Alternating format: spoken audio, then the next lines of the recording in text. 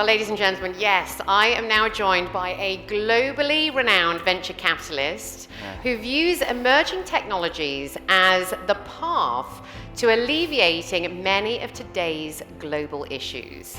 His investments in technology cover an array of disciplines from fintech, food technology, aviation, transport to energy and biotechnology, and even entertainment and broadcast technologies, and so much more, by the way, ladies and gentlemen. So Your Royal Highness, Prince Khaled bin Alwaleed bin Talal Al Saud, what a great pleasure to share the stage with you. Bismillah, alhamdulillah, salatu wassalamu ala rasulullah. Thank you everyone for having me. Please call me Khaled. It's an absolute pleasure being here. If you don't mind, I actually might just switch. Makes life so much easier. Is that a lot easier? There you go. Yeah, this is much better. Brilliant, but so thankful that you're here. You're going to be sharing all your experience with us here today as well. Now, as we've heard, you're an investor who has backed many different types of technologies. So I wanted to start off with the first thing that you look for when it comes to an investment. What is the sort of make or break? Well, the first thing that any investor should look for is oddly, a very odd answer, I would assume, would be chemistry between you and the founders. Really, if you're not getting along, that's not necessarily the best investment to have for early stage companies. And I'm not talking about growth stage or companies already established. But you're going to be helping them grow, if you're going to be helping them expand their services internationally, whether they're focused on a specific region, then chemistry is definitely one of them. Obviously, absolutely knowing the market that you're in and knowing how they're going to deliver these numbers, these growth numbers that they're going to hopefully achieve in the next, the projections that they have in the next 5, 10, 15 years is really, really important. The sales pitch is really important, but I think it shouldn't be overshadowed by a precise aim on how you're going to achieve these goals. These pitches vary so many times from different people.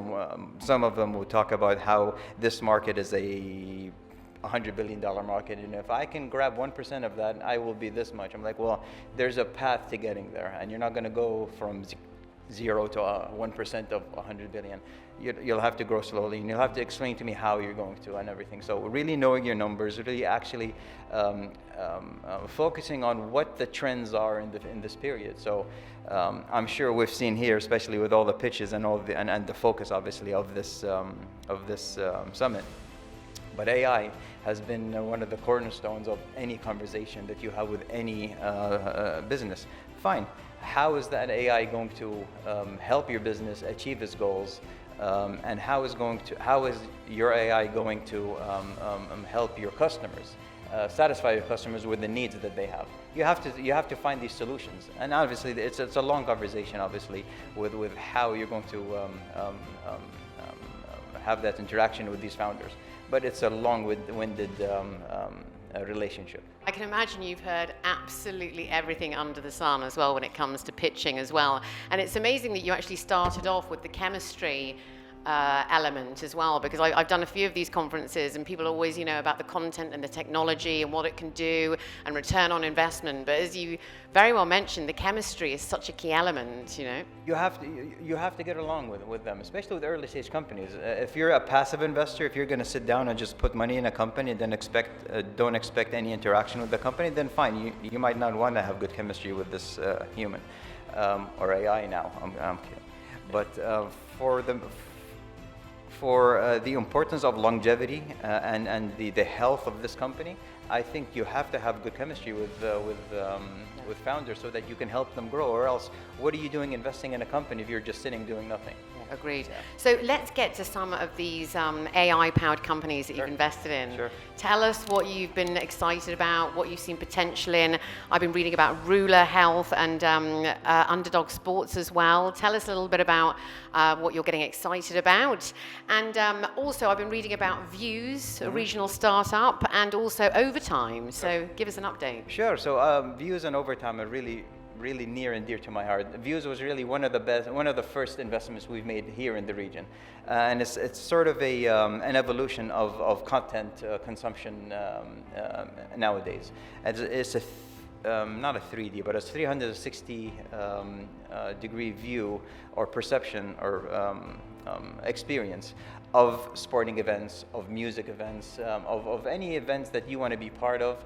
You can have a VR headset, which isn't the coolest thing in the world right now, I have to say, or through your smartphone, you can actually experience being there. And one of the most interesting signings that they've had is, for example, with the UFC. So, for example, you'd have the referee with a cam on his head or on his chest, and you'd be able to see what the referee is seeing in 3D, in 360-degree view, looking around and actually seeing the fight happening in front of you. Another way, obviously, they would do is strapping on a referee with football, and you'd be able to see Ronaldo play with the Nasser. You'd be able to see them up close and actually see what the referee is seeing. A lot of really, really interesting ways that show the evolution of content consumption right now. So for us, we were really excited about it, and we saw the roster of signings that they have with the NBA, the NFL, the Saudi Football League, and some professional leagues in the Saudi Football League. Really, really exciting. And that's what we're interested in. We're interested in the evolution of things rather than staying stagnant into old media. Think of what YouTube was 20 years ago and where it is now. Content creators are the backbone, really, of actually spreading information for people that they can actually understand, as opposed to sitting down at the evening news at 9 a.m. and just listening to X, Y, and Z. And that's the whole experience is always changing, isn't it? I've got a 10-year-old son who likes to get into Fortnite and Minecraft, which is basically, it's the metaverse. It's the whole different experience of actually being inside something, and it's just going to get more and more different. Like as you mentioned about the football and things as well. Oh, big time! It's a lot more immersive right now, and if I can use the word democratization of media content and consumption, has really opened the door for people to really understand different points of view. If you're stuck with traditional media, you're listening to a point of view, and you're listening to a point of view being hammered down your throat on a daily basis. But if you're listening to a platform like YouTube, you can really open up your horizon to other ideas and maybe actually get your own ideas passed to the public and to your followers and everything. So it's a very interesting time to be alive right now. I mean, over time, for example, it's a sports platform that people can enjoy sports in a different atmosphere. There's so many ways that people really can enjoy consumption of these entertaining events without going back to the old traditional ways of looking at media. So interesting. Take us through these AI-powered companies as well that you've invested in, and what's exciting for you in terms of Ruler and Underdog. So, they were the two that I. One of the interesting ones, actually, I'm going to get off this, but I really want to talk about Ruler, for example, but more importantly, Minerva, for example. So that's one of the really interesting companies that we invested in, although a small investment in our portfolio. Nonetheless, one of the first, if not the first, AI-powered company that helps predict real estate behaviors based on analytics of previous behaviors on a certain area. And you can start working it into real estate developments. Neon would be an interesting opportunity for us. For example, we can have I'mar, we can have Arada, we can have other companies who are focused on real estate development, really understand the trends on where real estate is growing, and you can practically make informed decisions way before these actual trends occur. Super interesting company, very early, but very interesting. Yeah, but that's your gift, isn't it? You see these things before they happen, and the potential of it. And it's the gift of AI, really. It's the gift of having this this overpowered autocorrect platform right in front of your eyes. You can see it develop, and we've seen where it's come in the last 12, 24 months. And right now, by utilizing the power of AI, well, whatever platform you're using, really, really helps guide these companies to growing into markets that they haven't even thought of growing to. I wanted to actually get your thoughts around the buzz and the hype of AI. Do you think that it's justified? And what are your thoughts on the idea that 2 to 3 sort of big names are very much dominating the sector? Do you think that's going to continue forward as well? Well, it depends on how you're defining how big these AI companies are. So we've seen a huge growth in open source AI. And I know this might be a taboo topic for people, but nonetheless, it's actually a really interesting topic. And the one that I actually back a lot more than these governed AI platforms such as the big two, arguably the big four. We have Anthropic, we have Bard from Google, we have OpenAI obviously, and Grok from X. So there are really, really interesting ones that are Llama from Meta obviously. But if you ask me, I don't think it's an overhype. I think we're at the fringe. We're not even at the fringe. We're in the middle of an evolution that's as important as the book, that's as important as the wheel, that's as important as the internet as we know it. It's a shift that's happening right now, and I think it's super important. I just don't understand. I don't understand the fear-mongering that's happening towards where AI is happening. I don't think it's there.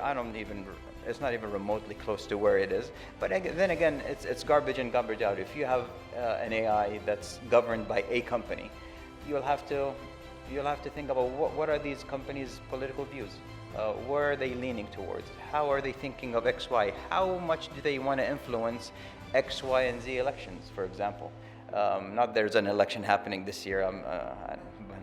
So there are really important topics to really understand. And that's why governing an AI is important, but I don't think regulating AI is the smart choice. Who's going to regulate it? I mean, with all due respect to a lot of the senators that we've seen hearings, the Mark Zuckerberg hearings or any other hearings that happen with the big tech companies. A lot of senators don't even know the difference between an iPhone and an Android, or what Wi-Fi is, or what cellular is, and we want them to regulate AI. So I'm not downplaying their importance of regulating it. I'm just warning how important it is to have actual, credible, knowledgeable people to really regulate this technology. My fears will have whatever is happening now.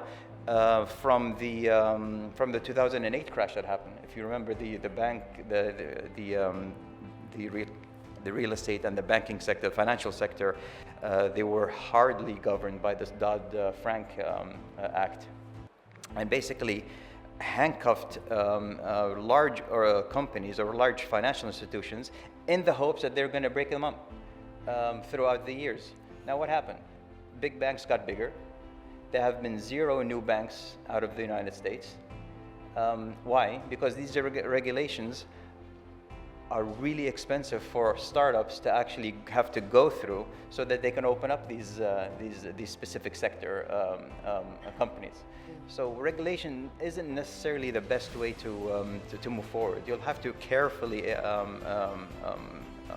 curate how this topic is discussed. I think maybe, yeah, as you mentioned, maybe a more youthful approach, as you mentioned as well. I wanted to touch very quickly on the Kingdom of Saudi Arabia's entrepreneurial ecosystem for a moment. You've stated on your social media account that you've seen improvement.